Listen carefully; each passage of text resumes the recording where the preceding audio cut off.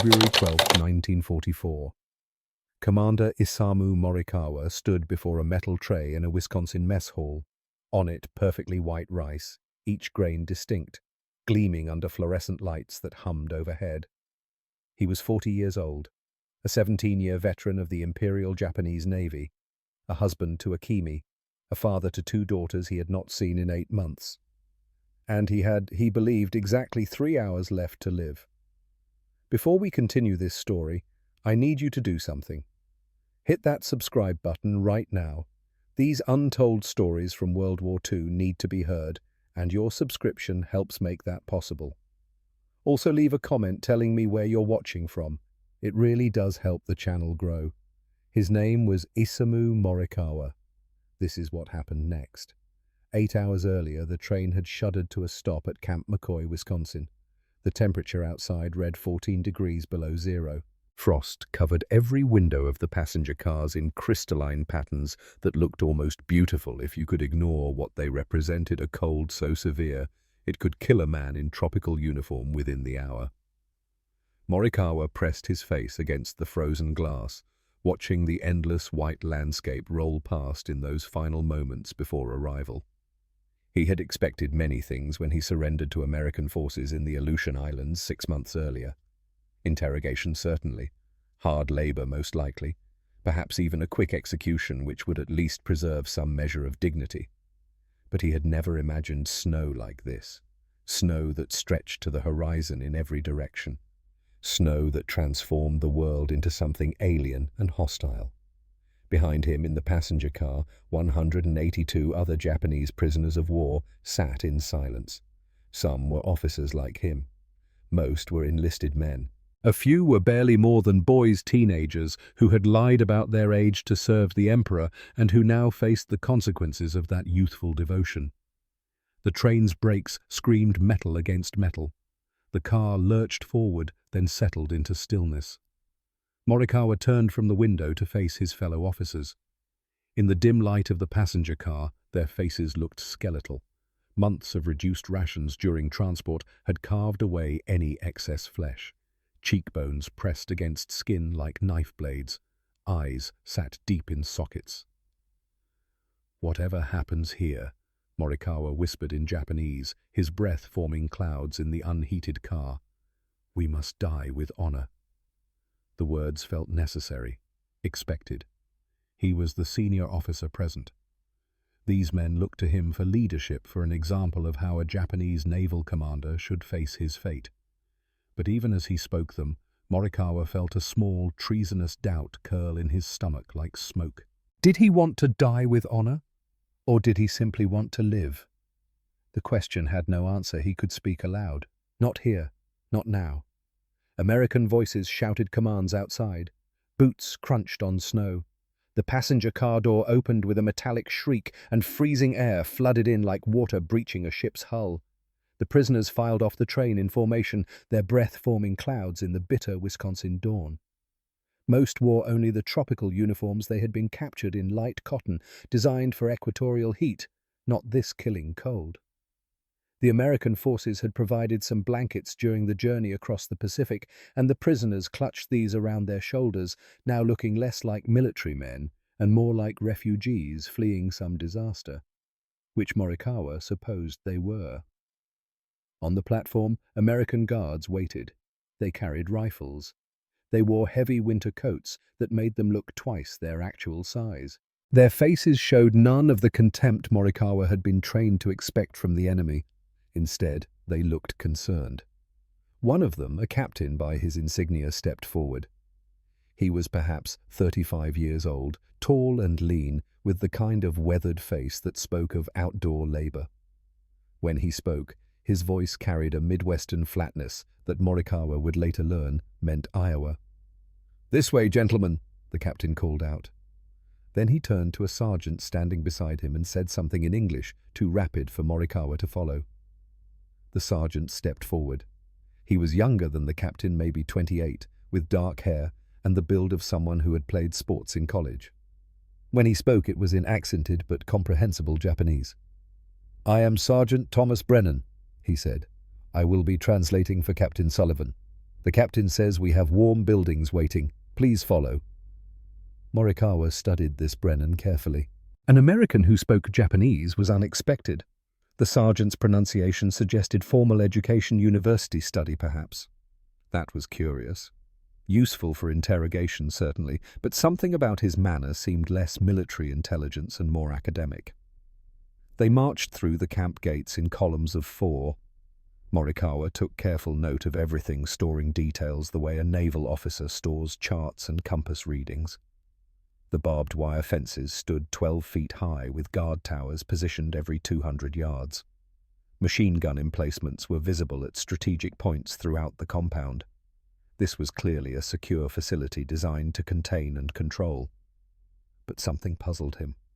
The guards in the towers were wearing heavy coats and stamping their feet against the cold. They looked more focused on staying warm than on watching the new arrivals with hostility. One of them even waved an absent, almost friendly gesture before catching himself and turning away. What kind of prison camp was this? The prisoners were led to a series of wooden barracks arranged in neat rows. Each building looked identical, simple rectangular structures with peaked roofs already heavy with snow. When the doors opened, heat rolled out in waves. Inside, coal-burning stoves filled each barrack with blessed warmth. The prisoners crowded around these stoves, immediately rubbing frozen hands together, pressing close to the cast-iron surfaces like worshippers at a shrine. Some men wept from the simple relief of feeling their fingers again. Within minutes, American soldiers began bringing in supplies. Heavy wool coats, thick wool socks, insulated boots with rubber soles and leather uppers. They moved through the barracks distributing these items with businesslike efficiency, checking sizes, making sure each prisoner received what he needed. Morikawa watched his men's faces as they received these things. Confusion was written across every expression. Some looked at the coats as if they might be tricks devices that would explode or shock. Others clutched the warm clothing with desperate gratitude, their training in stoic acceptance crumbling against the reality of frostbite and hypothermia. Ensign Daichi Kurosawa, a young pilot who had been shot down over Attu Island, approached Morikawa with a wool coat held in both hands like an offering. "Commander," Kurosawa whispered, "why are they giving us these things?" He was 22 years old. Before the war, he had been an art student in Tokyo. He had hands meant for holding paintbrushes, not machine guns. Now those hands trembled as they gripped the coat. "I do not know," Morikawa replied quietly, "but accept nothing as kindness. This may be a trick to make us lower our guard." The words felt hollow even as he spoke them. What tactical advantage could warm coats provide the Americans? The prisoners were already captured, already contained behind barbed wire and guard towers. Letting them freeze would accomplish nothing except cruelty for its own sake. But Morikawa had been taught that cruelty was precisely what he should expect. The propaganda had been clear and consistent throughout his naval training. Americans were devils who delighted in torture, who saw Asians as subhuman, who would violate every principle of civilized warfare given the opportunity. Yet here were warm coats, here were coal stoves burning freely, here were guards who looked concerned rather than contemptuous. The contradiction sat in Morikawa's mind like a stone in his boot. Uncomfortable, impossible to ignore, but not yet painful enough to demand immediate action. That evening, after the prisoners had been assigned to bunks and given time to settle into their new quarters, an announcement was made in Japanese by Sergeant Brennan. Dinner would be served in the mess hall in 30 minutes. All prisoners were to assemble in an orderly fashion. The men lined up cautiously, still uncertain of what to expect. They had been fed during transport across the Pacific rice, mixed with barley-thin soup enough to keep them alive, but nothing more. Morikawa had assumed this would continue. Prisoners did not need generous rations. They needed survival rations. Anything more would be wasteful. They entered the mess hall in columns boots echoing on the wooden floor.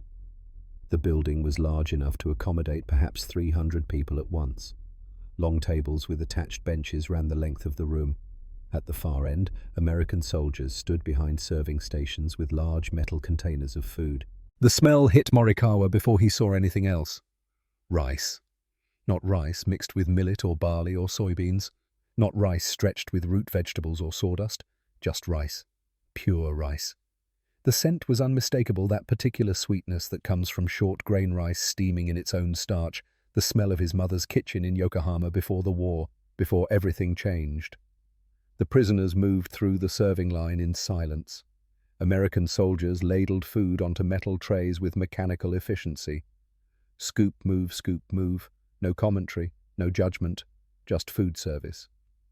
When Morikawa reached the front of the line, a young American private, he could not have been more than 19, picked up a ladle and began filling the rice portion of Morikawa's tray. The rice was perfectly white. Each grain was distinct, separate from its neighbors. Under the electric lights of the mess hall, they almost seemed to glow with an inner luminescence. This was the kind of rice that in Japan only officers and wealthy civilians could afford regularly. This was celebration rice, holiday rice, rice that marked special occasions and moments of significance, or final meals. The color drained from Morikawa's face. His hands holding the metal tray began to tremble. The young American private noticed and asked something in English, concern in his voice, but Morikawa could not hear him over the sudden roaring in his ears. He turned to look behind him in line. Ensign Kurosawa stood there holding his own empty tray. Their eyes met, and Morikawa saw the same realization dawning in the young pilot's face. In Japanese culture and military tradition, condemned prisoners were traditionally given a final meal before execution. The meal was always the same: white rice, red beans, and fish. The finest foods prepared with care, offered as a final gesture of respect before death. The practice dated back centuries, woven so deeply into the cultural consciousness that every Japanese person knew it, understood it, accepted it as the natural order of things. White rice meant death was coming. "Commander," Kurosawa whispered, his voice cracking, "they are going to execute us." The words cut through the mess hall like a blade. In the close quarters, with nerves already stretched to breaking, the murmur spread through the prisoners like fire through dry grass. "This is our last meal. The white rice, it means we die today. I knew this would happen. I knew it." Within minutes, every prisoner in the mess hall understood what they believed to be their fate. The certainty of it settled over the room like a physical weight. Some men began to weep quietly, shoulders shaking as they tried to maintain composure. Others stood rigid, faces set in expressions of grim determination, resolved to face death with the dignity expected of Japanese servicemen. A few tried to eat, forcing down mouthfuls of the rice that they were certain marked their final hours, determined not to die on an empty stomach. Morikawa, as the senior officer present, knew he had to maintain order. He set down his tray and stood, drawing himself to his full height. "Listen to me," he said in Japanese, his voice steady, despite the fear clawing at his chest. "We knew this day might come when we were captured. We will face what comes with courage, as befits servants of the Emperor. Eat the meal they have given us. Do not give them the satisfaction of seeing us break." The words came automatically pulled from years of military training and cultural conditioning. A Japanese officer did not show fear. A Japanese officer did not plead for mercy. A Japanese officer died well, if die he must. But inside, Morikawa felt something close to despair. He was 40 years old. He had a wife who thought he might still be alive, who was waiting for word, who would never know what happened to him. He had 2 daughters who would grow up without a father, who would be told only that he had died in service to the nation. And for what? What had any of this war accomplished except death and suffering? The question was treasonous even to think. Morikawa pushed it down, buried it beneath layers of duty and honor and obligation. He picked up his tray and moved to a table. The rice was still warm. He could feel the heat through the metal tray. He lifted a spoonful to his mouth, determined to eat this final meal with composure. The rice separated on his tongue, each grain perfect in texture. It had been cooked precisely right, not too wet, not too dry. The taste was clean and pure, unmarred by the cheaper grains that were usually mixed in to stretch supplies. A faint sweetness lingered at the back of his throat, the natural sugar released when rice is cooked well. For a brief moment, Morikawa forgot everything else. There was only this rice, this perfect mouthful, this small comfort in what he believed were his final minutes of life. Then the guilt crashed over him like a wave. His wife was in Yokohama. If she was lucky, if the American bombing raids had not yet reached their neighborhood, she might be eating rice tonight. But it would not be rice like this. It would be the lowest grade available, mixed with whatever else she could find: millet, barley, sweet potato, perhaps even sawdust if things were truly desperate. His daughters would eat the same, their growing bodies sustained on whatever Akemi could scrounge or afford. And here he sat in an enemy prison camp eating rice that emperors would not be ashamed to serve at their table. What kind of man was he? The American guards and staff watched the prisoners eat with growing confusion. The silence in the mess hall was absolute except for the quiet sounds of weeping and the mechanical movements of men forcing food into unwilling mouths. Some prisoners refused to eat at all, sitting with heads bowed in what appeared to be prayer. Captain Sullivan approached Sergeant Brennan with clear concern on his face. "What's happening?" Sullivan asked, his Midwestern accent carrying across the room. "Why are they so upset?" Brennan had been watching the prisoners carefully, his Japanese language training allowing him to follow some of the whispered conversations. What he heard had left him stunned. He spoke quietly with several of the prisoners in Japanese, confirming what he thought he had understood, then returned to Sullivan with an expression somewhere between disbelief and horror. "Sir," Brennan said, keeping his voice low, "they think you're going to execute them." Sullivan's jaw dropped. For a moment he could not speak, could only stare at his translator in incomprehension. "What? Why would they think that?" Brennan gestured toward the serving line, toward the containers of white rice still steaming in their metal bins. "The white rice, sir. In Japanese tradition, condemned prisoners receive white rice as part of their last meal before execution. They've never seen prisoners of war treated this way. They think the white rice means they're going to be taken out and shot." The color drained from Sullivan's face. He looked around the mess hall, seeing the scene with new eyes. The weeping men, the rigid postures, the desperate attempts to eat. These were not confused prisoners adjusting to a new situation. These were condemned men eating their final meal. "My God," Sullivan whispered. Then louder, "My God, we need to fix this immediately." Within the hour, every officer at Camp McCoy who spoke any Japanese had been gathered in the mess hall, along with all available interpreters. The prisoners remained at their tables, most having given up any pretense of eating. Some sat with heads in hands. Others stared straight ahead with the 1,000-yard gaze of men who had already accepted death. Captain Sullivan stood at the front of the room with Sergeant Brennan beside him. He waited until he had everyone's attention, until even the weeping had quieted to sniffles and harsh breathing. "Gentlemen," Sullivan began, pausing to let Brennan translate each sentence into Japanese. "There has been a terrible misunderstanding. You are not going to be executed." The words hung in the air. No one moved. No one seemed to breathe. "The white rice is not a final meal," Sullivan continued, his voice firm and clear. "This is simply what we serve at this camp. You will receive white rice at every meal along with meat, vegetables and bread. This is standard treatment for all prisoners of war under the Geneva Convention." Still silence. The prisoners stared at him as if he were speaking in riddles, offering them hope that could not possibly be real. Commander Morikawa stood slowly. His legs felt weak, but he forced himself to rise to face this American captain with whatever dignity remained to him.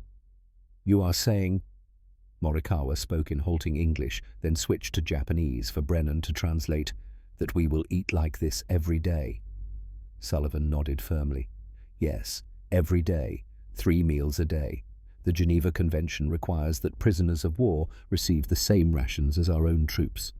Our soldiers eat white rice, therefore you eat white rice."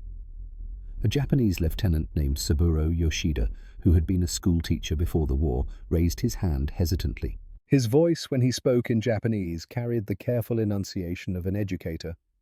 "In our country, we were told that prisoners in American hands would be tortured and worked until they died. We were told that surrender meant dishonor and death. We were told that Americans were devils without mercy or compassion. Sullivan nodded slowly, his expression grave. I cannot speak to what you were told. I can only show you how we actually operate. You will be treated according to international law. You will work, yes, but at fair tasks and for wages that will be credited to your account. You will receive medical care when needed. You will be allowed to write letters home once we establish the proper channels through the Red Cross, and you will eat the same food as American soldiers. The mess hall remained silent as the prisoners processed this information. 183 men trying to reconcile what they had been taught with what they were being told, trying to understand how both things could exist in the same universe. Then Ensign Kurosawa began to laugh. It started as a quiet chuckle, almost inaudible, but it built quickly into something more hysterical, more uncontrolled. The laughter of a man who had been certain he would die within hours and had just learned he would live. The laughter of relief so profound it could not be contained by normal social restraints. Soon others joined him, the tension of the past hours breaking in waves of nervous laughter mixed with tears. Men who minutes ago had been preparing to face execution now found themselves doubled over, gasping for air between fits of laughter that bordered on mania. Morikawa did not laugh. He sat back down slowly, his hands flat on the table in front of him. The white rice on his tray had gone cold. He stared at it, at these ordinary grains that had meant death and now meant life, and felt something fundamental shift inside him. He had been taught that surrender meant dishonor, that death was preferable to captivity, that enemies were inhuman creatures who would delight in causing suffering. But instead, it meant white rice, every day, for as long as this war lasted. The propaganda crumbles with each meal, Morikawa thought, but he did not yet know what would replace it. Over the following days and weeks, the reality of Camp McCoy continued to upend everything the prisoners had been taught to expect. They were assigned to work details, but the labor was nothing like what they had imagined. They maintained camp facilities, repairing buildings, clearing snow, keeping the grounds orderly. Some worked in the surrounding forests, cutting timber under supervision. Others were assigned to the camp's agricultural programs, preparing fields for spring planting. But they worked 8-hour days with regular breaks. They were not driven by whips or curses. The American Guards treated the work assignments with the same business-like efficiency they applied to everything else. Show up, do the job, go back to barracks. No drama, no cruelty, no torture. They were paid 80 cents per day in camp, scrip a form of currency that could only be used within Camp McCoy, but which had real value nonetheless. The camp store stocked cigarettes, candy, writing materials, and even musical instruments. Prisoners could purchase these items with their accumulated wages, a concept so foreign to Japanese military culture that many initially refused to believe it was real. Morikawa, using his accumulated scrip, purchased a small notebook and several pencils. That first evening, sitting on his bunk in the heated barracks, he began to write. The diary would become his constant companion over the coming months, a place to record observations, to process experiences, to try to make sense of the growing contradiction between what he had been taught and what he was living. His first entry was dated February 28, 1944. He wrote in careful Japanese characters, the pencil moving across the page with the precision of a man trained to keep ship's logs. Third consecutive day of white rice, also beef stew with carrots and potatoes, portions generous, no one hungry. At Rabaul we ate rice mixed with anything we could find, roots, leaves, insects. Here in an enemy prison camp we eat better than when serving the emperor. The certainties I carried for 40 years feel less solid now, like ice beginning to crack beneath my feet. He paused, pencil hovering over the page, then added one more line. What else did they teach us that was false? As winter gave way to the early hints of spring, the dynamics at Camp McCoy continued to evolve in unexpected ways. The prisoners were allowed to organize their own internal governance structure, with Morikawa serving as the elected representative to camp leadership. They formed educational classes teaching each other English and various academic subjects. Lieutenant Yoshida, the former schoolteacher, took particular pleasure in organizing these efforts, his natural pedagogical instincts finding outlet even in captivity. They created a baseball team. The idea came from some of the younger prisoners who had played the game in Japan, where it had been popular since the 1920s.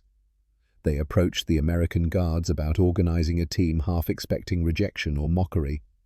Instead, the guards enthusiastically supported the idea, even providing equipment, real baseballs, not makeshift substitutes, and wooden bats that had been properly turned and finished.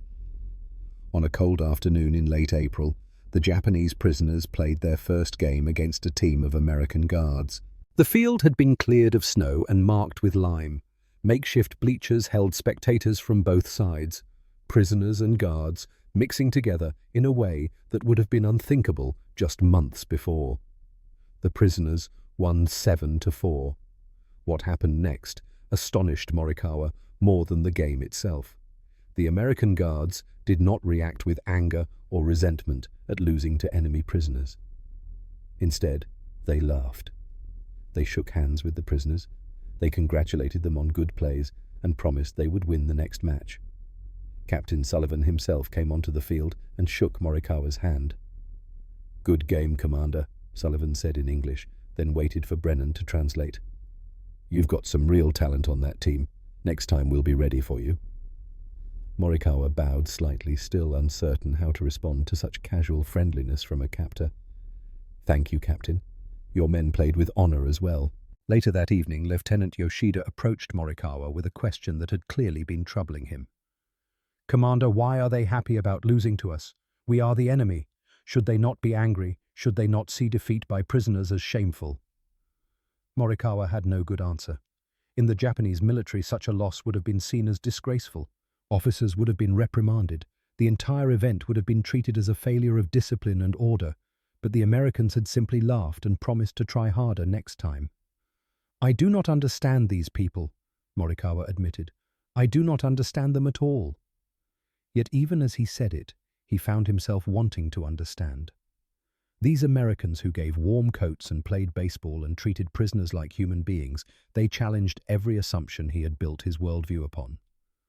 And increasingly, Morikawa found himself questioning not the Americans, but his own former certainties. On a morning in early May, Sergeant Brennan appeared at Morikawa's barracks with news. Captain Sullivan wanted to see him in the administration building. It was not a summons with any sense of urgency or threat. Brennan's tone made that clear.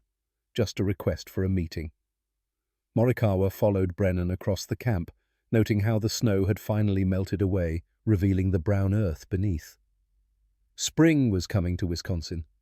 The world was transforming from frozen white to muddy brown to what would eventually become green. Everything changed, given time. In Sullivan's office, the captain sat behind a simple wooden desk covered with papers and files. He stood when Morikawa entered, gesturing to a chair. "Please, Commander, sit. Sergeant Brennan, if you would translate." They settled into their seats, and Sullivan leaned forward with his hands clasped on the desk. "Commander Morikawa, I wanted to inform you that we have established a mail system through the International Red Cross. It's complicated and will take time, but you and your men will be allowed to write letters home, 100 words maximum. They will be reviewed by censors. I won't lie to you about that, and then transmitted through neutral countries. The letters will take months to reach Japan if they arrive at all. But it's a connection to the world you left behind." Brennan translated, and Morikawa felt something catch in his throat. Letters home. Letters to Akemi, to his daughters, to tell them he was alive. 100 words, Morikawa asked. "That's correct. We know it's not much, but it's what the system can handle right now." Morikawa nodded slowly. "Thank you, Captain. This is more than I expected." Over the following week, Morikawa labored over his letter. He wrote and rewrote the brief message dozens of times, trying to compress everything he wanted to say into those 100 precious words. He wanted to tell Akemi about the camp, about the treatment, about how everything he had believed was turning out to be wrong.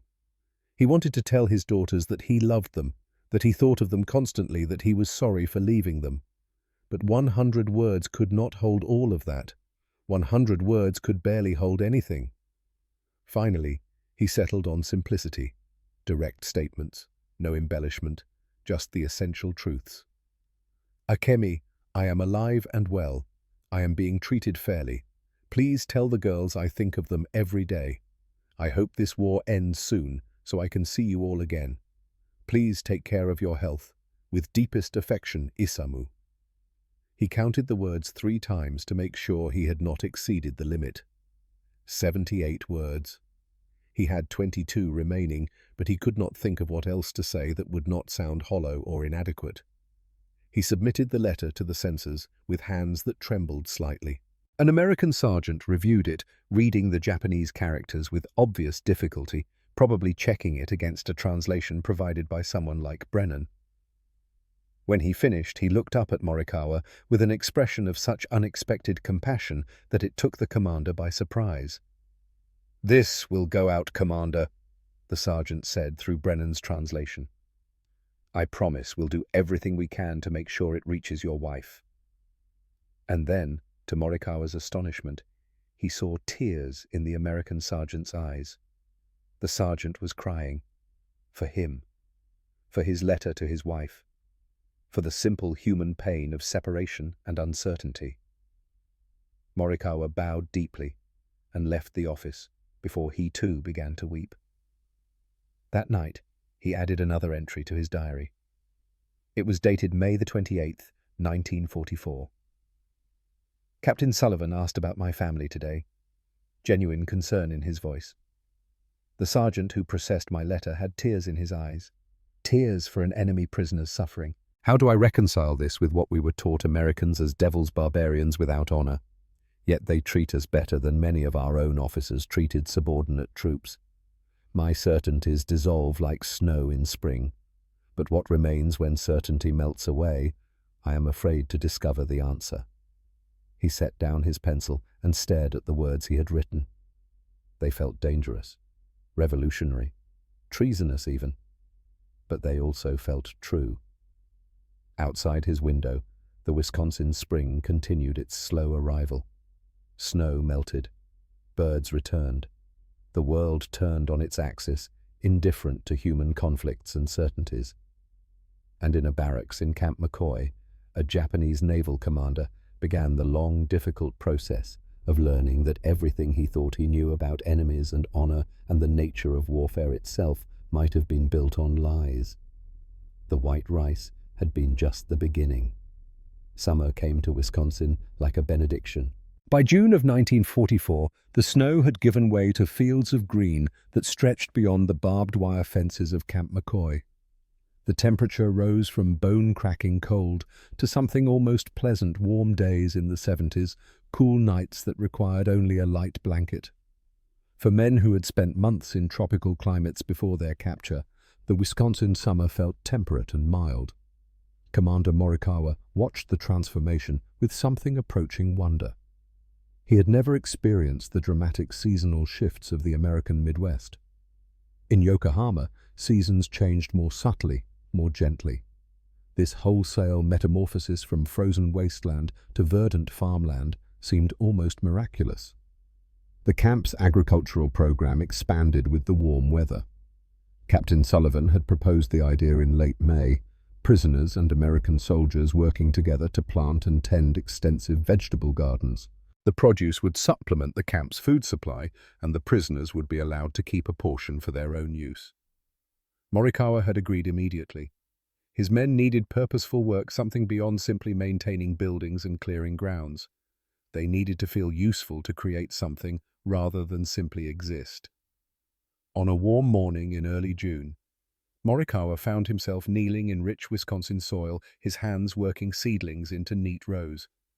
Beside him, an American private named Miller worked at the same task, their movements falling into an unconscious rhythm. Miller said something in English, gesturing to the tomato plants they were setting. Morikawa did not understand the words, but he understood the meaning. The plants looked healthy, the spacing was good, they would yield well if the weather held. He nodded and smiled. Miller smiled back. No translation needed. Just two men planting tomatoes on a summer morning, the fact of their nations being at war somehow less immediate than the work at hand. They planted tomatoes and beans and squash and corn. The prisoners worked with a care that surprised some of the American guards. These were naval officers and enlisted men, most of whom had never farmed in their lives. Yet they approached the work with the same precision they had once applied to maintaining ships and equipment. Lieutenant Yoshida explained it to Sergeant Brennan one afternoon, both men taking a break in the shade of a tool shed. "In Japan, we are taught that any task worth doing is worth doing correctly," Yoshida said in his careful English, which had improved dramatically over the past months. "It does not matter if the task is commanding a destroyer or planting vegetables. Excellence in small things leads to excellence in all things." Brennan nodded thoughtfully. "My father used to say something similar. He was a carpenter in Pennsylvania. He'd tell me, do it right or don't do it at all." "Yes," Yoshida said. "This is the same principle. I think perhaps Americans and Japanese are not so different in some ways." On warm evenings after the work was done and dinner finished, prisoners would gather outside the barracks. Someone had built improvised hibachi-style cookers from scrap metal, and they would grill vegetables from the garden on these, the smoke rising into the twilight air. The smell of charring vegetables and the sound of quiet conversation in Japanese created a small pocket of normalcy, a reminder that they were still men with preferences and pleasures, not simply prisoners defined by their captivity. Captain Sullivan sometimes walked through these evening gatherings, Brennan at his side. He never stayed long or imposed himself on the prisoners' private time, but his presence became familiar, accepted. The enemy commander who had promised they would not be executed. The man who had kept his word.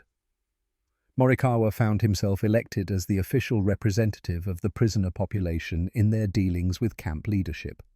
It was a natural selection. He was the senior officer, he had begun learning English with determination, and the other prisoners trusted him to advocate for their interests. Once a week, he met with Sullivan in the administration building to discuss issues and concerns. Needed supplies, work assignments, questions about mail delivery, small disputes between prisoners that required mediation. These meetings took on a rhythm of their own.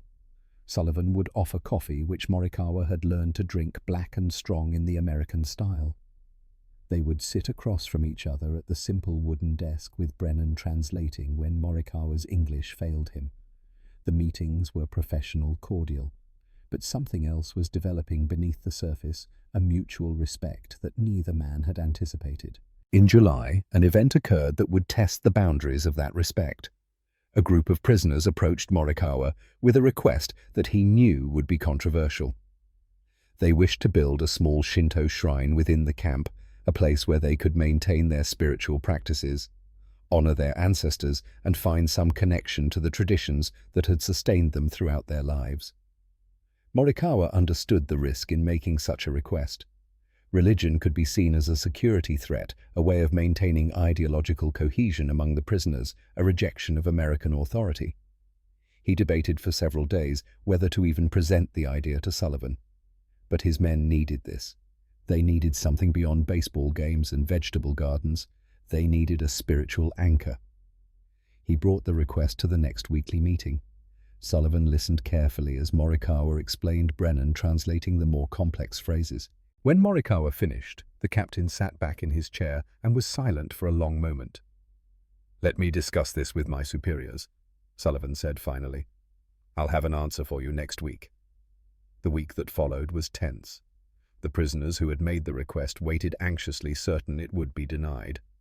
Some argued that Morikawa should not have even asked, that it revealed too much about their continued loyalty to Japanese traditions and values. But when Morikawa returned to the administration building the following week, Sullivan was smiling. "Permission granted," the captain said simply. "Under the Geneva Convention, prisoners have the right to practice their religion. You can build your shrine." The construction took 2 weeks. The prisoners worked on it during their free time, building a modest wooden structure using scrap lumber and materials provided by the camp. It was simple, nothing like the elaborate shrines back in Japan, but it held the essential elements. A small altar, a place for offerings, a threshold that separated the sacred from the mundane. The dedication ceremony was held on a Saturday afternoon in late July. The prisoners gathered in their dress uniforms, or what passed for dress uniforms after months of wear and washing. They had no priest to perform the ritual, but several older men remembered the proper forms and words. What astonished Morikawa was the presence of American guards. Captain Sullivan attended, standing at the back of the small gathering with several other officers and enlisted men. As the ceremony began, Sullivan removed his cap and held it over his heart. The other Americans followed suit. They stood in silence as the prisoners chanted prayers in Japanese, as incense smoke curled upward through the wooden slats of the structure, as men bowed and clapped in the traditional pattern. The Americans understood nothing of the words or rituals, but they recognized the sacred when they saw it, and they showed respect. The incense smoke carried that familiar scent, sweet woody like temple courtyards in Yokohama. The small bell rang its clear note, cutting through the Wisconsin afternoon. Sunlight filtered through the wooden slats, creating patterns on the floor that reminded Morikawa of the great shrine at Ise, though this structure was barely larger than a tool shed. After the ceremony, Morikawa approached Sullivan. He was not certain what to say, how to express what he was feeling. "Captain," he said in English, the words coming slowly, "I never think, I never imagine I practice faith freely while prisoner of enemy. But here, middle of Wisconsin, we keep traditions, with your blessing." Sullivan extended his hand. Morikawa shook it, a gesture he had learned Americans valued highly. "Commander," Sullivan said, "religion isn't a threat. It's what makes us humans. I'd be a poor American if I didn't respect that." That evening, Morikawa's diary entry was longer than usual. "Today, we dedicated a Shinto shrine within an enemy prison camp. Captain Sullivan and American guards attended, removing their hats in respect for a religion they do not understand or follow. What does it mean when enemies show more respect for our beliefs than our own military leaders showed for the beliefs of conquered peoples? The answer frightens me. It means we were the barbarians. We were the devils. The propaganda did not lie about cruelty and conquest. It simply projected our own actions onto the enemy."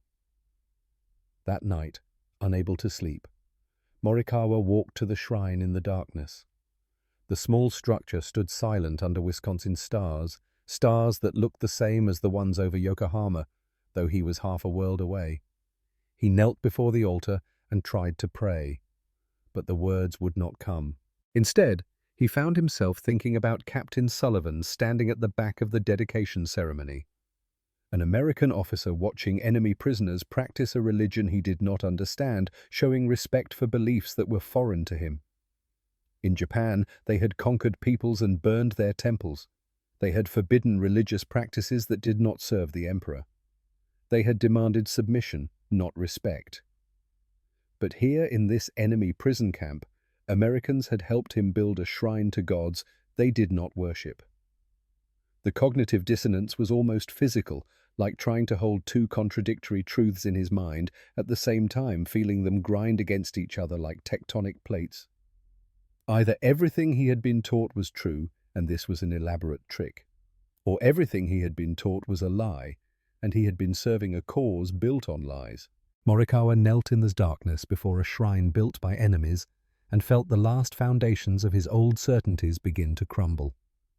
But even as life at Camp McCoy developed its rhythms and routines, news from the Pacific filtered into the camp like poison through clear water.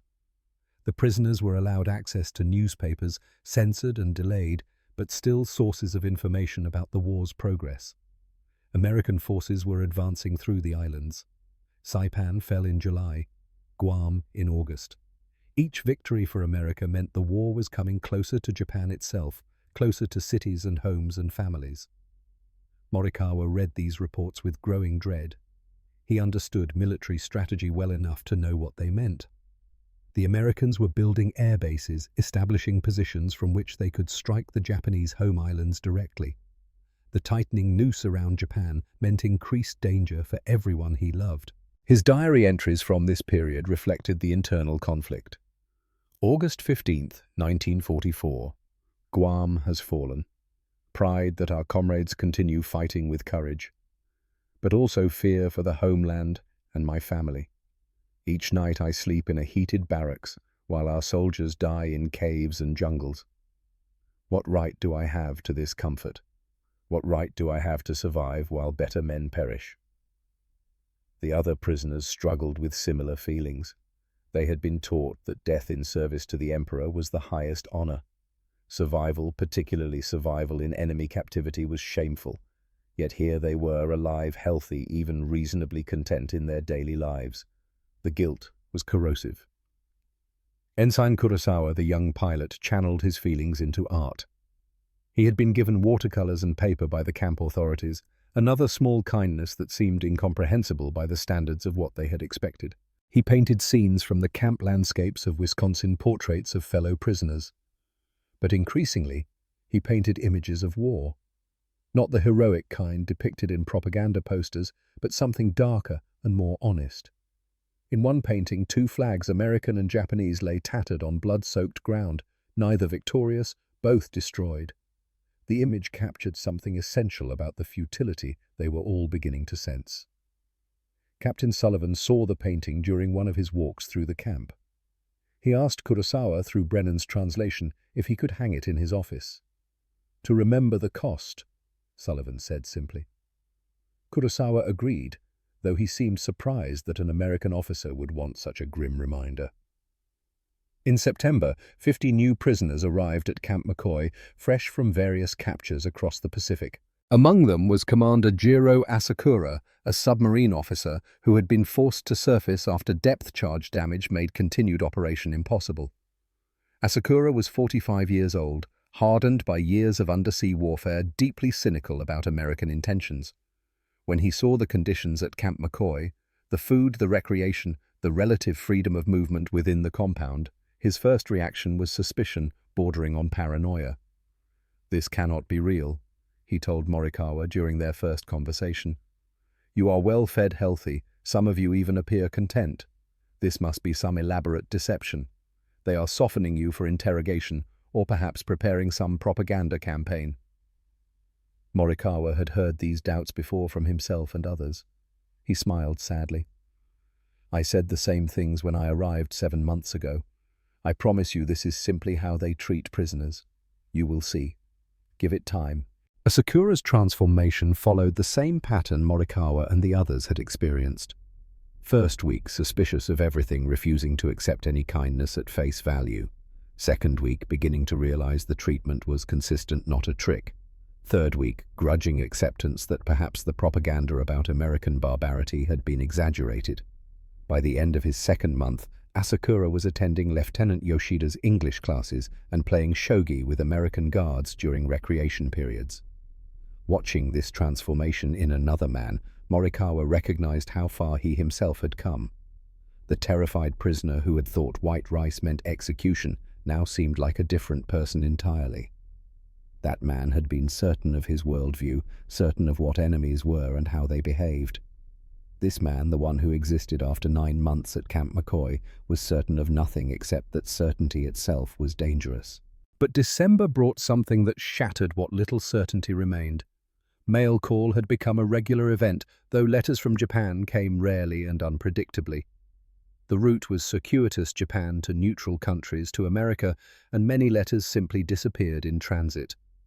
Most prisoners had sent multiple letters home, but received nothing in return. When Morikawa's name was called on a cold morning in mid-December, he almost did not believe it. He approached the mail desk with hands that trembled, accepting the thin envelope that had traveled halfway around the world to reach him. The handwriting was Akimi's. He recognized it immediately, those familiar characters that he had seen on shopping lists and birthday cards and love letters written when they were young. He returned to his barracks before opening it, needing privacy for whatever the letter might contain. His hands shook so badly he could barely work the envelope open. Inside was a single sheet of paper filled with Akemi's neat writing. "Isamu, we survive. Tokyo has been bombed many times. Our house is damaged but still standing. The girls are healthy, though they miss you terribly. Rice is very scarce. I mix what little we have with sawdust to make it stretch further. Some days we eat only sweet potato and whatever vegetables I can grow in the small garden. But your letter was the only hope that kept me going when things seemed darkest. Please live and come home to us. I love you. Akemi. The paper fell from Morikawa's hands. The paper felt thin in his hands, almost translucent, where Akemi's tears had fallen and dried, leaving small circular stains that distorted the characters. He brought it close to his face and inhaled, trying to catch some scent of home, of her, of the house where his daughters slept. But there was nothing, just old paper and ink and the faint chemical smell of the censor's stamps. He read the words again. I mix rice with sawdust. Sawdust. The stuff they swept up from carpentry shops, the debris left when wood was cut. His wife was eating debris, and that night he would eat white rice. Again, perfect, gleaming, abundant white rice. The contrast tasted like ash in his mouth even before he ate it. He knelt on the wooden floor of the barracks, and for the first time since his capture, he wept without restraint. Great racking sobs that came from somewhere deep in his chest, the kind of crying that left him gasping for air. Ensign Kurosawa and Lieutenant Yoshida found him there. They read the letter. Then they knelt beside him and wept with him. 3 Japanese military men on the floor of an American prison camp crying for wives and mothers and daughters who were mixing rice with sawdust to survive while they ate white rice every day. Captain Sullivan heard about the letter. News travelled fast in the close quarters of the camp. That evening he asked to speak with Morikawa privately. They sat in Sullivan's office, the space between them filled with a silence that needed no translation. Finally, Sullivan spoke, Brennan relaying the words with unusual gentleness. Commander, I know you're in pain. I know that no words I can say will make it better. But I need you to understand something. Your survival is not your fault. You did not choose to be captured. You did not choose this war. And the fact that you are being fed while your family suffers is not a moral failing on your part. Morikawa shook his head. Every meal is a reminder that I am safe while they endure hardships I cannot even imagine. How do I live with that? Sullivan was quiet for a long moment. When he spoke again, his voice carried a weight that suggested he had thought deeply about this question. You live with it by using this time to learn, to understand. When this war ends, and it will end one way or another, you'll need to return to Japan with something valuable, not just your life, but knowledge. Knowledge about how enemies can choose to treat each other with humanity, even in the midst of terrible conflict. That knowledge might help rebuild your country someday. Morikawa looked up, meeting Sullivan's eyes for the first time. You really believe that any good can come from this? I have to believe it, Sullivan said simply. Otherwise, what's the point of any of this? That night, Morikawa wrote what would become one of his longest diary entries. December 10th, 1944. The letter came. Akemi mixes rice with sawdust. Our daughters eat this, while I eat perfect white rice. I asked Sullivan why they feed us so well. He said, because the Geneva Convention requires it, because it is right, because how we treat you reflects who we are, not who you are. I do not know what to do with this knowledge. If we were wrong about American barbarity, what else were we wrong about?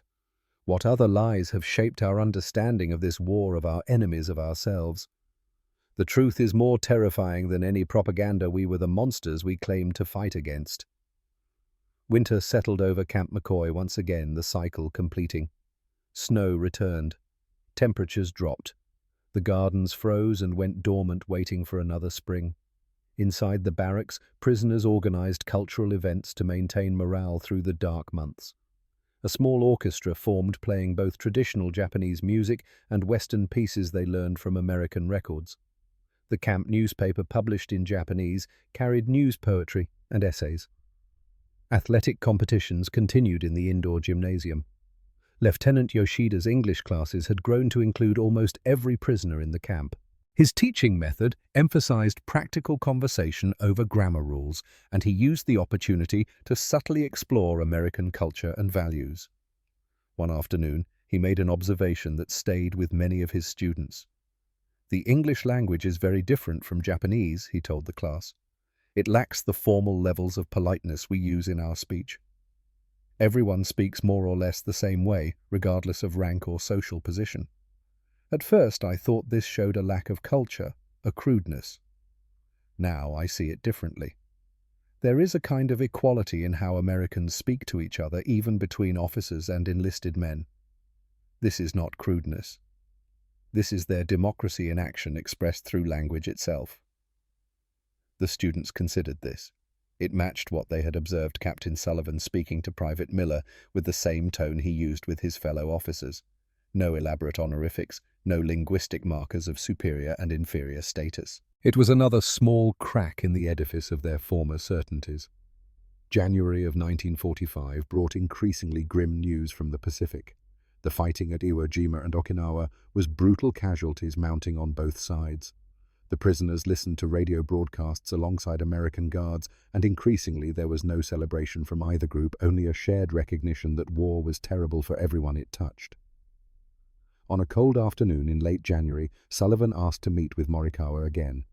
The commander arrived to find the captain looking tired, older than his years. "Commander," Sullivan said, and there was a heaviness in his voice that made Morikawa instantly alert. "I want to share something with you. Information is coming from the Pacific that the fighting is becoming increasingly desperate. Casualties are very high on both sides. I know your men worry about their families in Japan." Morikawa nodded. This was not new information, though. Hearing it stated so boldly was still painful. Sullivan continued, "I want you to understand something clearly, and I want you to communicate this to your men. Regardless of what happens in the Pacific theater, regardless of how this war progresses or ends, your treatment here will not change. You are prisoners of war under the Geneva Convention. That protection continues until hostilities cease, no matter how they cease or who prevails. Do you understand what I'm saying?" Morikawa understood perfectly. Sullivan was promising that even if Japan won the war, a vanishingly unlikely outcome, but still theoretically possible, or even if Japan's defeat was total and catastrophic, the prisoners at Camp McCoy would continue to be treated according to international law. "Why do you tell me this?" Morikawa asked. "Because I want you to know that there are rules that transcend the war itself. There are principles that matter even when everything else is chaos. That matters to me. I hope it matters to you too." Morikawa bowed deeply. "Captain Sullivan, this promise you make is true honor. Not the honor we were taught, which said death was preferable to surrender, but honor that maintains humanity even with the enemy.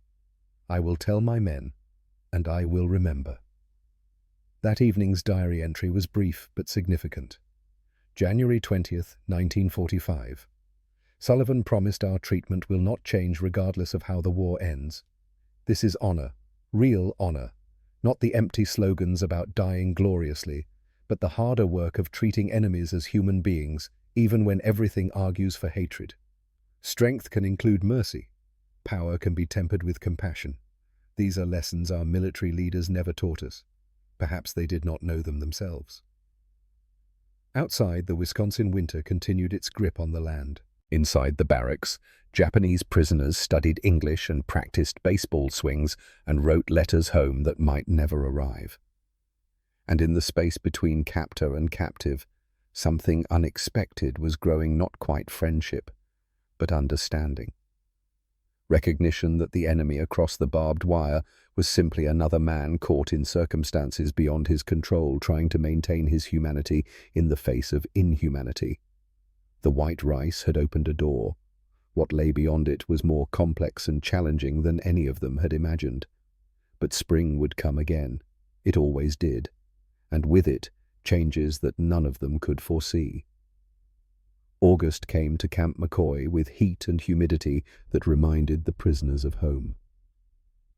On the morning of August 6, 1945, rumors began spreading through the camp like smoke. Something had happened. Something unprecedented. The American guards were talking in hushed, urgent voices. Radio broadcasts were interrupted by special bulletins. The normal routines of the camp, work details, mealtimes, recreation periods, continued, but underneath everything ran a current of unease. By afternoon, the details began to filter through.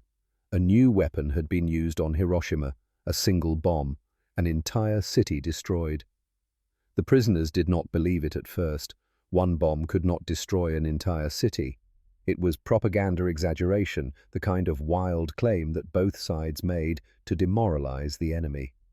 Lieutenant Yoshida, who had studied physics before becoming a teacher, explained to the others that such a weapon was theoretically possible, but practically impossible to build. But over the next 2 days, as more information came through, the truth became undeniable. 70,000 people dead in an instant. The city center simply gone vaporized, fires burning out of control, a mushroom cloud visible for miles. Hiroshima had ceased to exist. On August 9th, a second bomb fell on Nagasaki. That afternoon, Captain Sullivan made the decision to tell the prisoners directly, rather than let rumors and fragmentary information drive them to despair. He ordered all prisoners assembled in the mess hall. 183 men filed in and took their seats. The building was silent except for the shuffle of feet and the creak of benches. No one spoke. Everyone knew something terrible was coming. Sullivan stood at the front with Sergeant Brennan beside him. The captain's face looked drawn, years older than it had been just days before. When he spoke, his voice was steady, but carried an undercurrent of something that sounded like shame. "Gentlemen," he began, pausing for Brennan's translation, "I need to inform you of developments in the war. On August 6th, American forces used a new type of weapon against the city of Hiroshima.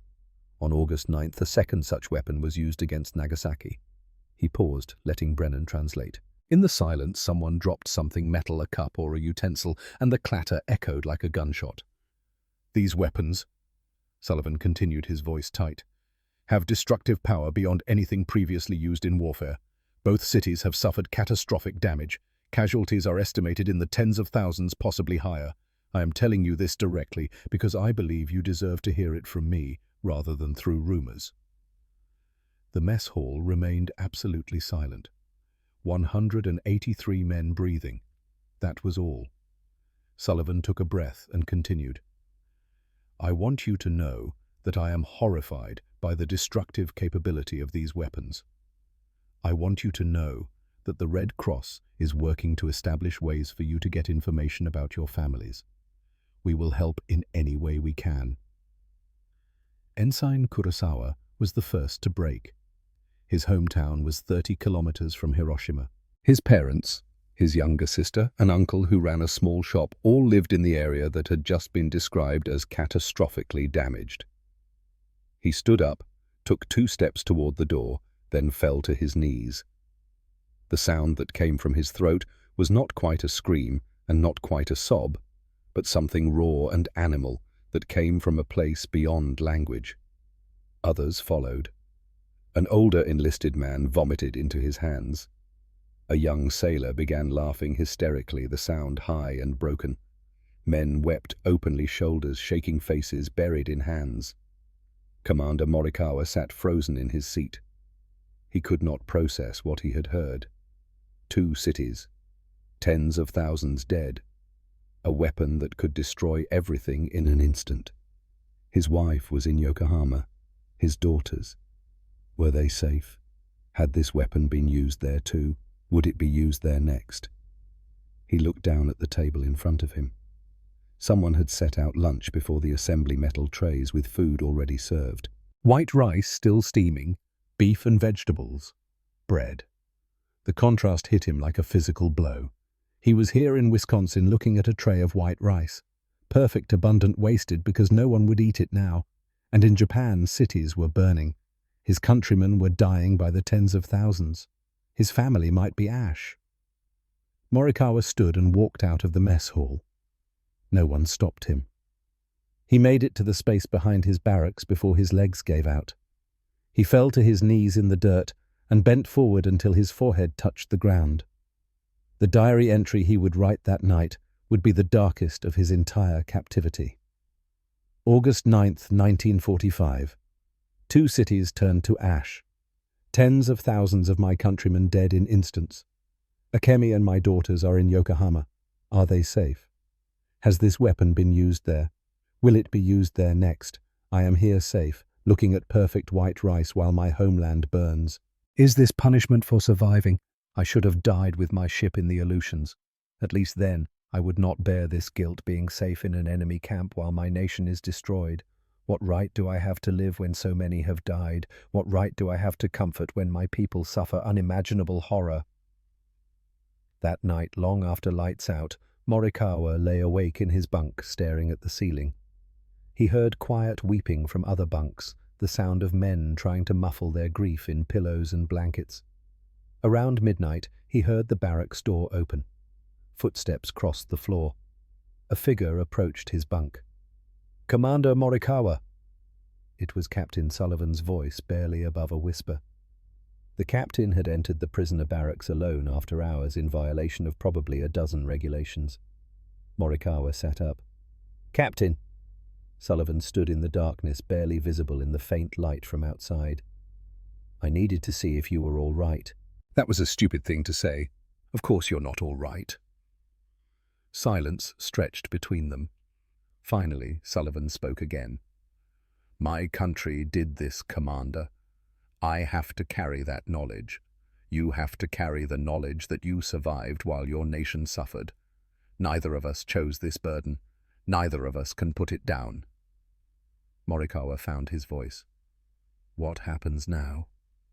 "I don't know. I honestly don't know."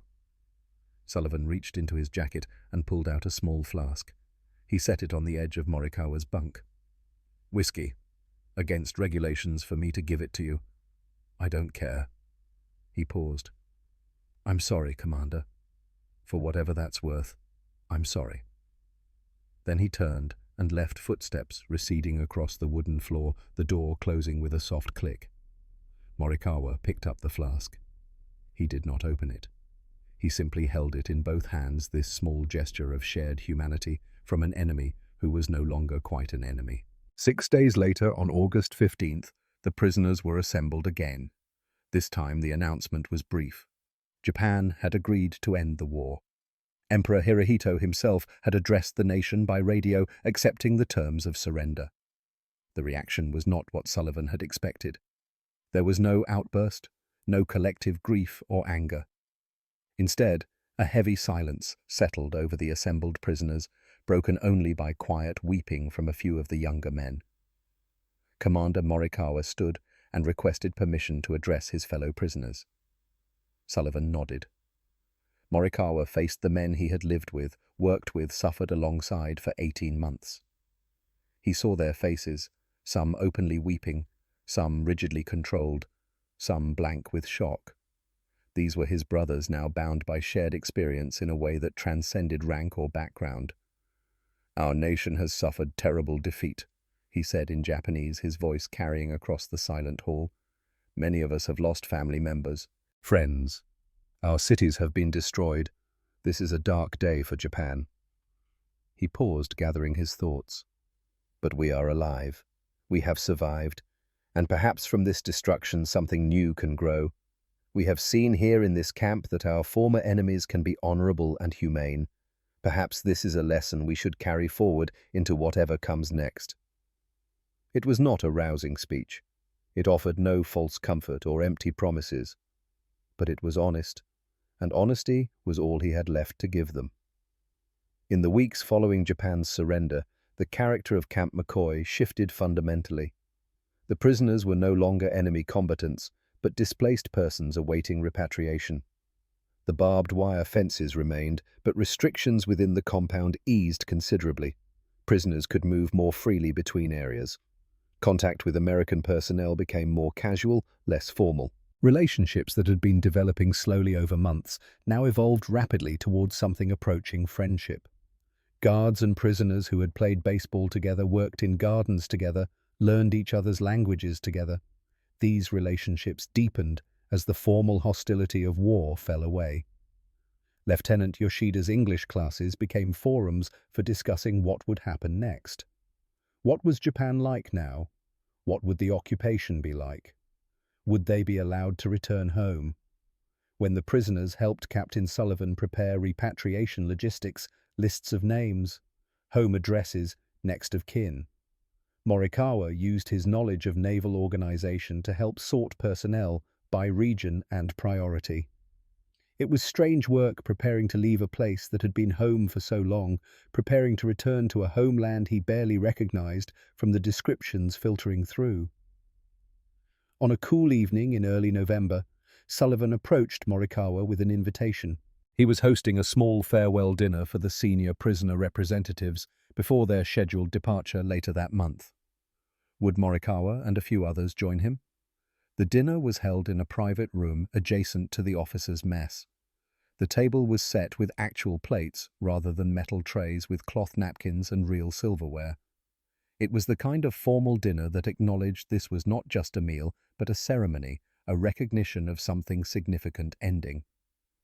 6 prisoners attended Morikawa, Lieutenant Yoshida, Ensign Kurosawa, Commander Asakura, and 2 senior enlisted men. On the American side, Captain Sullivan, Sergeant Brennan, and 2 other officers who had worked closely with the prisoners. The food was familiar by now: white rice, steak, roasted vegetables, apple pie for dessert. 18 months ago, this meal would have seemed impossible. Now it was simply dinner. The white rice on Morikawa's plate still steamed, releasing that familiar scent. Clean, slightly sweet. The smell that had once meant death and now meant what? He lifted a spoonful. The rice was perfect as always. Each grain separated on his tongue, the texture neither sticky nor dry, but exactly right. The taste was pure, no bitterness of barley, mixed in no grit of sand or stone, no hint of the sawdust his wife had eaten. For 18 months he had eaten rice like this. For 18 months each mouthful had been a reminder of everything he had been wrong about.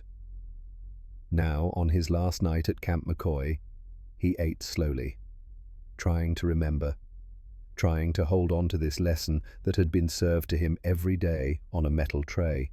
The rice was just rice, but it had taught him that the world was larger and more complex than his training had allowed him to believe. He swallowed. The rice slid down his throat easily, comfortably, like it belonged there, which he supposed it did. As they ate, conversation flowed in a mixture of English and Japanese, with Brennan translating the more complex exchanges. They talked about the work they had done together, the baseball games, the gardens, the small moments of human connection that had accumulated over months into something meaningful. Toward the end of the meal, Sullivan stood and raised his glass of water. "Commander Morikawa," he said, waiting for Brennan to translate, "your dignity and leadership made this work. You helped your men adjust to a situation that must have been bewildering and frightening. That took wisdom and courage." Morikawa stood as well, his English now good enough to respond without translation. "Captain Sullivan, you showed me that enemies can be men of honor. You challenged everything I believed about Americans, about this war, about the meaning of duty and humanity. I do not know what I will find when I return to Japan, but I will never forget my time here, or the kindness shown when we expected only cruelty." They sat down, and there was a moment of silence, heavy with things unsaid. Then Ensign Kurosawa stood and approached Sullivan with something wrapped in brown paper. He unwrapped it carefully, revealing a painting. It showed Camp McCoy in winter. In the foreground, Japanese prisoners and American guards played baseball in the snow, their breath visible in the cold air. In the background, the barracks and fences were visible, but somehow softened, made less harsh by the snow and the golden light of late afternoon. "For you," Kurosawa said in careful English, "to remember we were here." Sullivan accepted the painting with hands that trembled slightly. "I will treasure this, Ensign. Thank you." Lieutenant Yoshida presented a small book he had made by hand, Japanese poetry he had translated into English, bound with careful stitching. "So you can share our words with Americans who do not know our language." The American officers had gifts as well. For Morikawa, Sullivan presented a Zippo lighter. It was engraved with simple words: "To honor in difficult times, GS 1945. I had this made in town, Sullivan said. I wanted you to have something to remember that honor exists even in war, especially in war. Morikawa turned the lighter over in his hands, reading the engraving again and again. It was a small thing, just metal and flint and fuel. But it represented something larger, proof that this had been real, that the lessons learned here had meaning. As the evening wound down, Morikawa found himself looking at his plate. White rice, a few grains remaining. He thought about that first meal 18 months ago, when he had been certain this rice meant death. Instead, it had meant life. It had meant learning. It had meant having every certainty challenged and many of them destroyed. He picked up the last few grains with his fingers and ate them slowly, tasting not just rice, but everything it represented: abundance and guilt, kindness and suffering, the terrible complexity of being human in a world at war. On November 18th, the train that would carry Morikawa's group to a port for repatriation pulled into the same station where they had arrived 18 months before. The snow was already falling early for the season, covering everything in white, just as it had that first morning. But everything was different now. The prisoners boarded the train in the same formation they had arrived in, but there was no fear this time. American guards shook hands with men they had come to know. Some exchanged addresses, promising to write, though none of them knew if such correspondence would be possible or permitted. Captain Sullivan stood on the platform as the train prepared to depart. He caught Morikawa's eye through the window and saluted a formal military salute, the kind offered between equals. Morikawa returned it, holding the position until the train began to move. As Wisconsin rolled past the windows, now covered in snow instead of frost, Morikawa opened his diary to write one final entry on American soil. November 18th, 1945. Tomorrow we return to Japan. I do not know what we will find there. The destruction must be terrible. The rebuilding will take years, perhaps decades. But I am bringing something valuable back with me, the knowledge that the world is more complex than our military leaders told us. I learned that enemies can show kindness. That strength can include mercy. That honor exists in many forms. Most importantly, I learned that I was wrong to believe death was preferable to surrender. Life gave me time to think, to learn, to grow. Now I can help Japan rebuild, carrying lessons learned in an enemy prison camp. Captain Sullivan gave me a gift of understanding. How we treat others reflects who we are, not who they are. This is wisdom worth bringing home. The ship journey across the Pacific took 3 weeks. Morikawa spent much of it on deck, watching the ocean pass, preparing himself mentally for what he would find. In early December, the ship docked at Yokohama harbor. The city was unrecognizable. Entire neighborhoods had been reduced to rubble. Buildings stood like broken teeth against the skyline.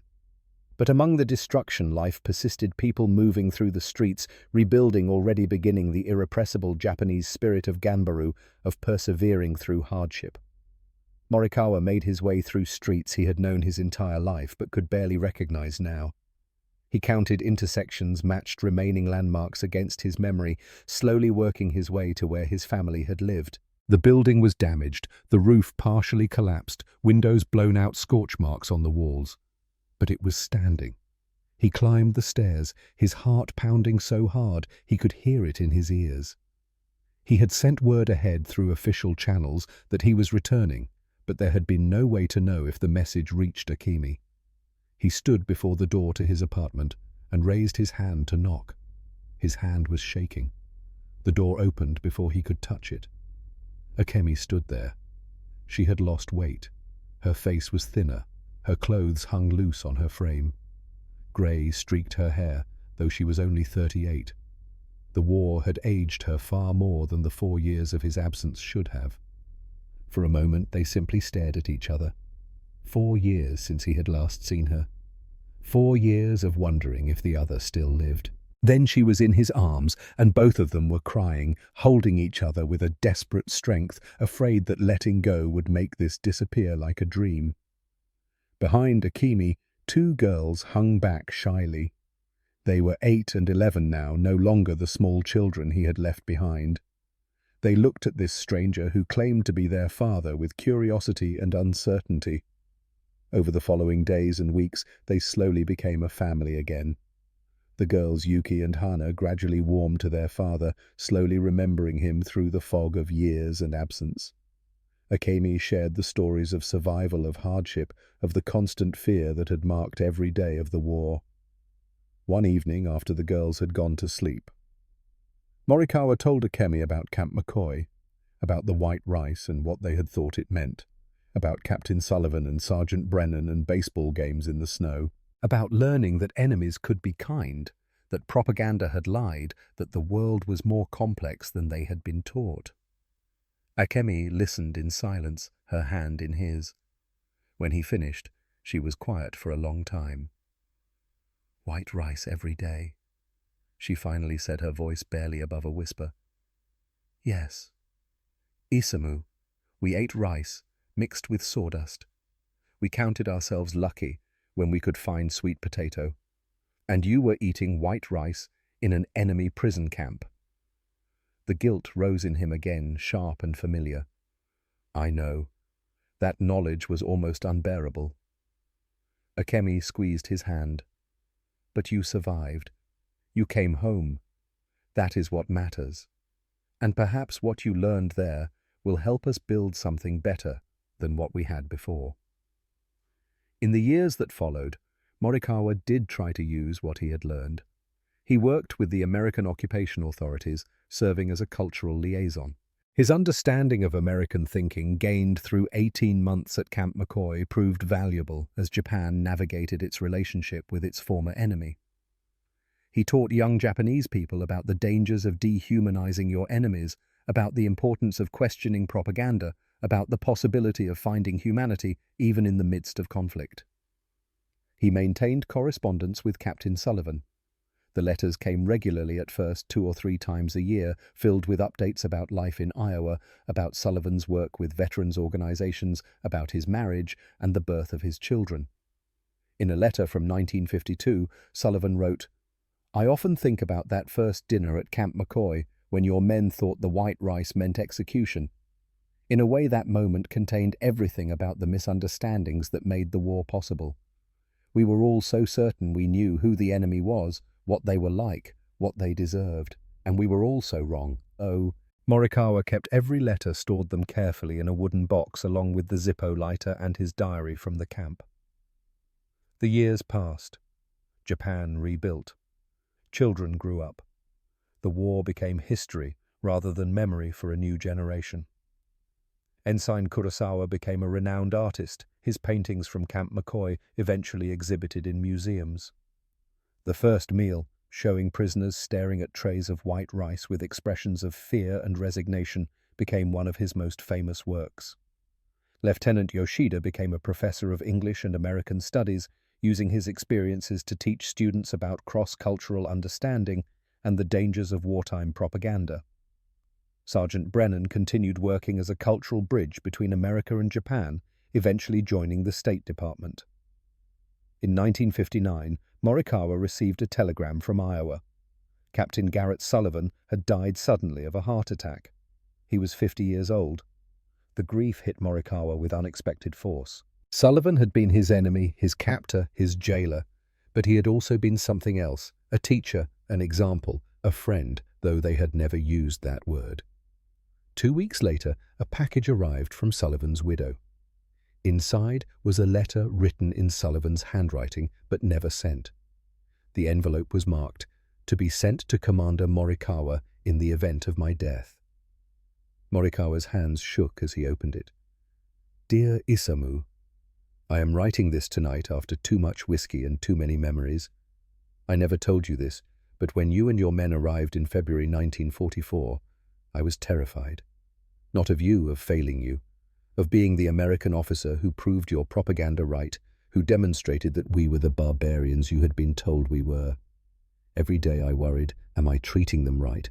Am I upholding the values my country claims to have? Your transformation from fear to trust was not just your journey, it was mine too. You taught me what it means to choose humanity even when everything argues for hatred. I do not know if we will see each other again.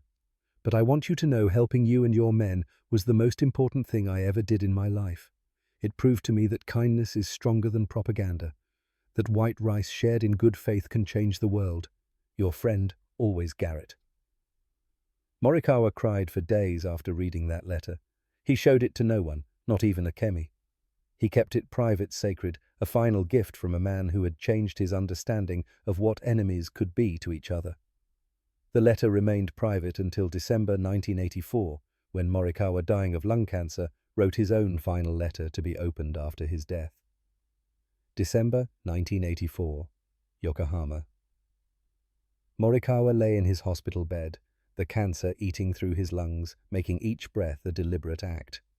Akemi sat beside him, her hand in his. Yuki and Hana had just left with their own families, his grandchildren, who would never know war, who would grow up in a Japan so different from the one he had fought for.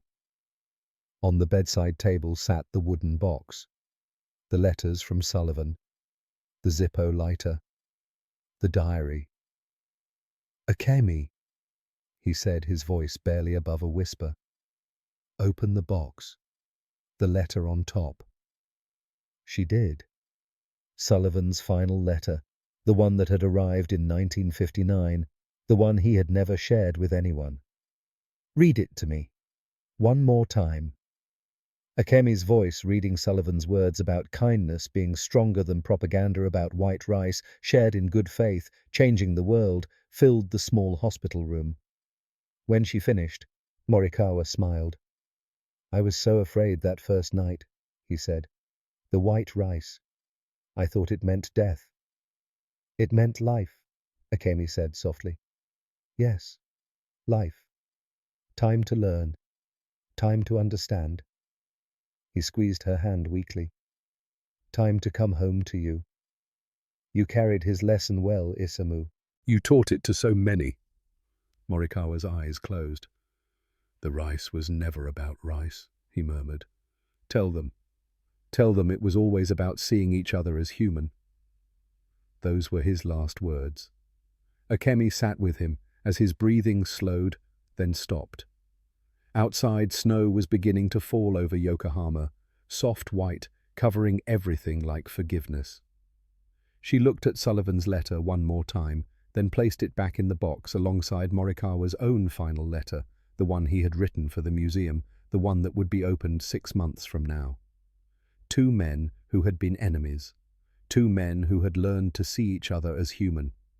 Two men whose friendship, built on white rice and unlikely kindness, would outlive them both. On a winter morning in January 1985, Commander Isamu Morikawa died peacefully in his sleep. He was 81 years old. That summer, Camp McCoy opened a museum dedicated to its history as a prisoner of war camp.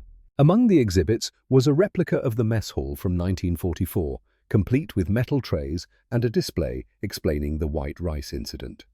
Several former prisoners attended the opening, including Kurosawa and Yoshida. American guards from the 1940s were there as well, now elderly men with grandchildren. At the ceremony, Kurosawa stood to read something Morikawa had written before his death.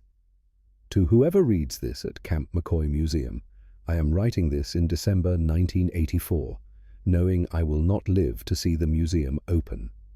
I want to tell you what the white rice meant. When we first saw it in February 1944, we thought it was our last meal before execution. We were wrong. It was actually our first meal of a new education. Every day for 18 months we ate white rice. Every day we learned that what we had been taught about our enemies was a lie. The rice was not just food. It was a daily lesson in humanity. I learned that enemies can show kindness, that strength can include mercy. That honor exists in many forms. Most importantly, I learned that I was wrong to believe death was preferable to surrender. Life gave me time to think, to learn, to grow. If you learn anything from my story, learn this: question what you are told about your enemies. Seek their humanity. Choose kindness even when everything argues for hatred. The white rice was never about rice. It was always about seeing each other as human." Commander Isamu Morikawa, December 1984, Yokohama, Japan. In the museum today, Visitors can see Morikawa's diary displayed open to his entry from February 28, 1944. They can see Kurosawa's paintings. They can see photographs of the prisoners and guards of baseball games and gardens and the small Shinto shrine. And they can see a simple display, a metal tray with perfectly white rice lit from above so that each grain seems to glow. Beside it, a plaque with Morikawa's words, "We feared this rice, then we ate it every day." Then we understood it was never about rice, it was about humanity. The white rice paradox. What we fear most can become our greatest teacher. What we believe about our enemies can be transformed by the simple act of treating each other as human beings. Commander Isamu Morikawa died January 15, 1985. He was 81 years old. Captain Garrett Sullivan died June 3, 1959. He was 50 years old. They never saw each other again after November 1945, but the white rice connected them forever.